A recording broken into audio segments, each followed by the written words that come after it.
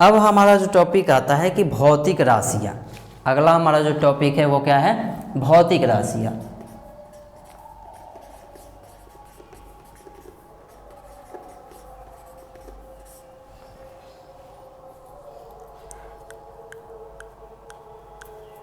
अगला हमारा जो टॉपिक हो गया वो कौन सा टॉपिक हो गया?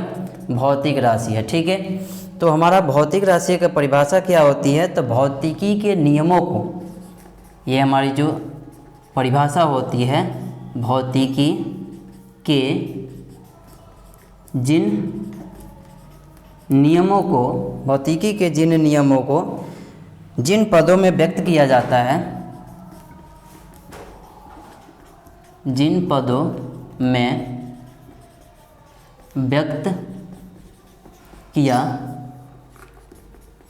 जाता है उसे उन्हें भौतिक राशियाँ कहते हैं। ठीक है, मतलब भौतिकी के नियमों को जिन पदों में व्यक्त किया जाता है तो उसे हम क्या कहते हैं? भौतिक राशियाँ कहते हैं।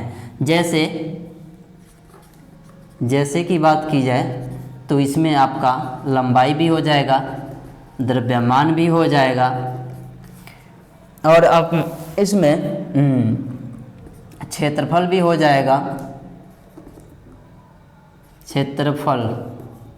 क्षेत्रफल भी हो जाएगा इत्यादि। ठीक है, तो ये हमारी कौन सी राशि हो गई? भौतिक राशियाँ हो गई। अब इन भौतिक राशियों के दो प्रकार होते हैं। भौतिक राशियाँ कितने प्रकार होती है? दो प्रकार। एक हमारी होती है आधारी राशियाँ और तथा दूसरी हमारी होती है व्युत्पन्न राशियाँ। ठीक है, तो इनके ये भौतिक राशियाँ कितने प्रकार की होती हैं? तो लिखेंगे भौतिक राशियाँ दो प्रकार की होती है। पहला जो है हमारा आधारी राशियाँ,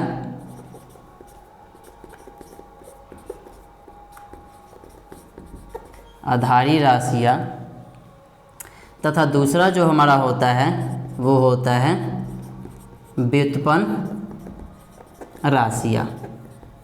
ठीक है, मतलब भौतिक राशियाँ हमारे दो तरह के हो गए, एक आधारी राशि हो गए और दूसरा हमारा व्युत्पन्न राशि हो गए। आधारी राशि क्या है?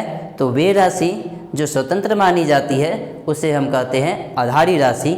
और व्युत्पन्न राशि क्या है? तो व्युत्पन्न राशि वे राशियाँ हैं जो आधारी राशियों पर निर्भर करते हैं, तो उसे हम क्या कहते हैं? व्युत्पन्न राशियाँ कहते हैं। इसकी परिभाषा लिख देते हैं कि आधारी राशियाँ क्या होती है?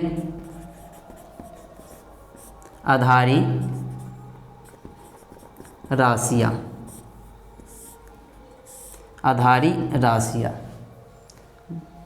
मार्कर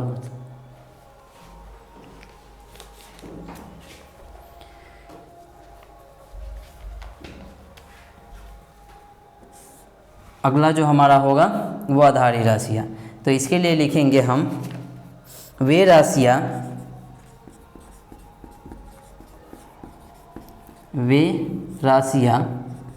जो स्वतंत्र मानी जाती है उसे आधारी राशियाँ कहते हैं। उसे हम आधारी राशियाँ कहते हैं। जैसे हमारा क्या क्या हो जाएगा? लंबाई हो जाएगा, जैसे हमारा लंबाई हो जाएगा, द्रव्यमान हो जाएगा, समय हो जाएगा इत्यादि। ठीक है, तो ये हमारी कौन सी राशि कहला गई? आधारी राशियाँ। अब दूसरा हमारा होता है व्युत्पन्न राशियाँ। इसकी भी परिभाषा देख लेते हैं। व्युत्पन्न राशियाँ की व्युत्पन्न राशियाँ क्या है? वे राशियाँ जो आधारी राशियों पर निर्भर रहते हैं उन्हें व्युत्पन्न राशियाँ कहते हैं। जैसे में हमारा क्या हो जाएगा, जैसे में हम कह सकते हैं मीटर हो गया, ठीक है। मीटर के बाद हम कह सकते हैं क्षेत्रफल हो गया, क्षेत्रफल के बाद क्या कह सकते हैं आयतन हो गया इत्यादि, ठीक है। तो ये हमारी राशियाँ क्या हो गई, आधारी राशियाँ क्या है कि वे राशियाँ जो स्वतंत्र मानी जाती है तो उसे आधारी राशियाँ कहते हैं। जैसे लंबाई हो गया, द्रव्यमान हो गया, समय हो गया, ठीक है। उसके बाद व्युत्पन्न राशियाँ क्या होती है, तो ये वो राशियाँ होती है जो इस आधारी राशियों पर क्या होते हैं निर्भर होते हैं, तो उसे हम व्युत्पन्न राशियाँ कहते हैं। जैसे हमारा मीटर हो गया, क्षेत्रफल हो गया, आयतन हो गया इत्यादि, ठीक है। अब इसके बाद नेक्स्ट टॉपिक लिखते हैं, इसको मिटा देते हैं।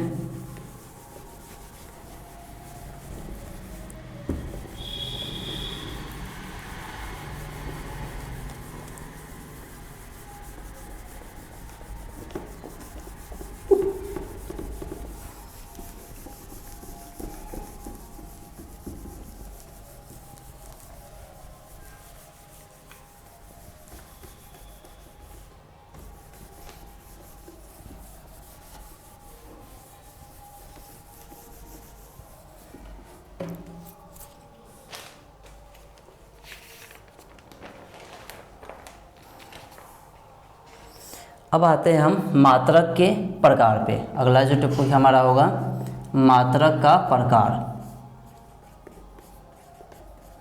कि मात्रक के कितने प्रकार होते हैं। तो यहाँ पे हमने लिख देंगे कि मात्रक के दो प्रकार होते हैं, ठीक है। पहला जो होगा हमारा आधारी मात्रक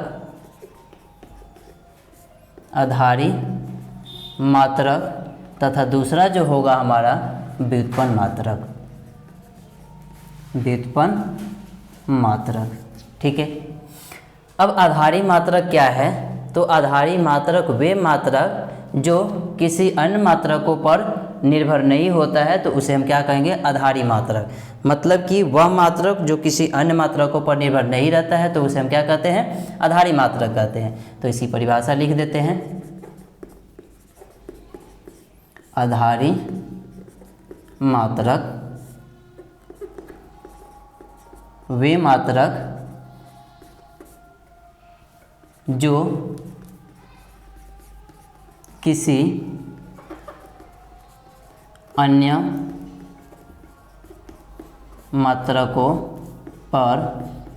मात्रकों पर निर्भर नहीं रहता है, उसे आधारी मात्रक कहते हैं। वे मात्रक जो किसी अन्य मात्रकों पर निर्भर नहीं रहता है, तो हम उसे क्या कहते हैं आधारी मात्रक कहते हैं, ठीक है। जैसे हमारा क्या हो जाएगा लंबाई हो जाएगा, उसके बाद द्रव्यमान हो जाएगा,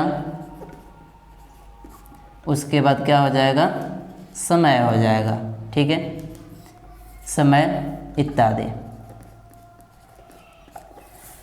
तो ये जो परिभाषा देख रहे हैं वो आधारी राशियों के आधार पर ही इस परिभाषा को बनाया गया है कि वे मात्रक जो किसी अन्य मात्रकों पर निर्भर नहीं करता। इसका मतलब ये हुआ कि आधारी मात्रक वे होते हैं जो खुद पे स्वतंत्र होते हैं, तो उन्हें हम क्या कहते हैं आधारी मात्रक कहते हैं। जैसे में आपका लंबाई हो गया, द्रव्यमान हो गया और समय हो गया। दूसरा जो है हमारा व्युत्पन्न मात्रक।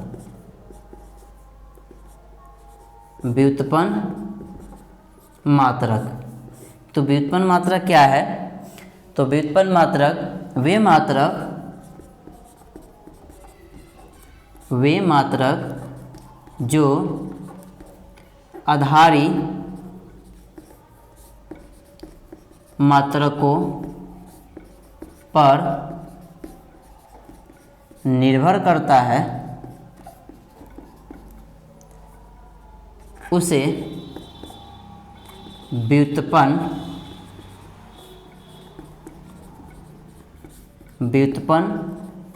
मात्रक कहते हैं। जैसे में क्या क्या हो जाएगा, जैसे में बात की जाए तो मीटर हो जाएगा, मीटर के बाद क्या हो सकता है, क्षेत्रफल हो सकता है, क्षेत्रफल के बाद क्या हो सकता है, आयतन हो सकता है, इत्यादि। ठीक है, कि मतलब वो मात्रक जो इन मात्रकों पर निर्भर करेगा वो हमारा क्या कहलाएगा, व्युत्पन्न मात्रक कहलाएगा। जैसे में मीटर हो गया, क्षेत्रफल हो गया, आयतन हो गया, इत्यादि। ठीक है, तो अब हमने क्या पिछला जो टॉपिक पढ़ा था, हम आधारी राशियाँ पढ़े थे।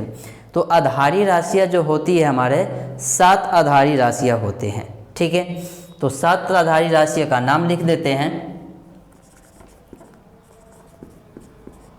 आधारी राशियाँ, ठीक है।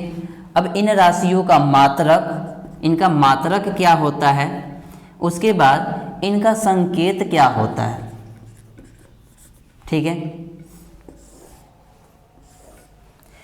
तो पहला जो हमारी आधारी राशियाँ है वो है लंबाई। ठीक है, पहला जो हमारी आधारी राशियाँ है वो है लंबाई। लंबाई, तो लंबाई को किसे, लंबाई का मात्रक क्या होता है, तो लंबाई का मात्रक होता है मीटर, और इसे हम किसे लिखते हैं, METRE, मीटर में लिखते हैं। ठीक है, तो इसका जो संकेत हो जाता है, तो मीटर का जो m है छोटा, वो हमारा इसका क्या हो जाता है, संकेत हो जाता है। दूसरा हमारा होता है द्रव्यमान। द्रव्यमान का जो मात्रक होता है वो किलोग्राम होता है। ठीक है, और इसको इंग्लिश में किलोग्राम ही लिखा जाता है, किलोग्राम। ठीक है, तो यानी कि किलोग्राम में हम क्या लेते हैं, तो इधर से K और इधर से G लेकर हम क्या करते हैं, इसका संकेत बना देते हैं। ठीक है, अब तीसरा जो हमारा होता है वह होता है समय। समय, समय का जो मात्रक होता है वो सेकंड होता है। समय का जो मात्रक होता है सेकंड, और इसे इंग्लिश में सेकंड लिखा जाता है, इस सेकंड। और सेकंड के लिए हम क्या करते हैं, इसका जब संकेत लिखते हैं तो कैपिटल S से लिखते हैं। ठीक है, उसके बाद कैपिटल S से नहीं, सॉरी, स्मॉल s से लिखते हैं। उसके बाद चौथा जो है हमारा वो है विद्युत धारा। विद्युत धारा, विद्युत धारा का जो मात्रक होता है वह होता है एम्पियर। एम्पियर, ठीक है, और इंग्लिश में इसे लिखते हैं AMPERE, एम्पियर। ठीक है, और इसका जो संकेत हो जाता है वो हमारा कैपिटल A हो जाता है। ठीक है, पांचवा जो होता है हमारा ताप होता है। ताप कहो या इसको तापमान भी बोल सकते हो। ठीक है, तो तापमान का ऐसा ही मात्रक क्या होता है, तो वो होता है केल्विन। केल्विन होता है। ठीक है, तो इसे केल्विन KALVIN, केल्विन से सूचित किया जाता है। और इसे जो संकेत है इसका, वो इसके लिए लिखते हैं हम कैपिटल K लिखते हैं। छठा जो है हमारा वो है ज्योति तीव्रता।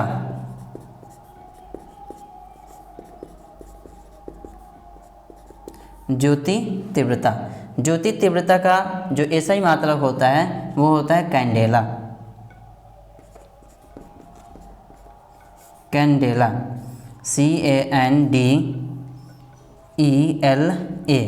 तो कैंडेला के लिए हम जो संकेत लिखते हैं वो इसका C लिखते हैं और इसका D लिखते हैं। तो कैपिटल स्मॉल c और स्मॉल d, यानी कि CD से हम सूचित करते हैं कैंडेला को।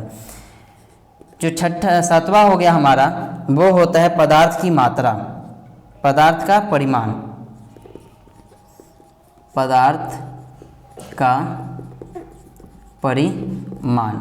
ठीक है, तो पदार्थ का परिमाण का मात्रक क्या होता है? इसका मात्रक जो होता है वो होता है मोल, और मोल को इंग्लिश में लिखते हैं MOLE, और इसका जो संकेत लिखते हैं सिर्फ E हटा देते हैं, MOL लिख देते हैं। ठीक है, तो ये रहा हमारा मापन और मात्रक का छोटा सा टॉपिक। ठीक है, तो आधा जो टॉपिक होगा वो अगले वीडियो में किया जाएगा।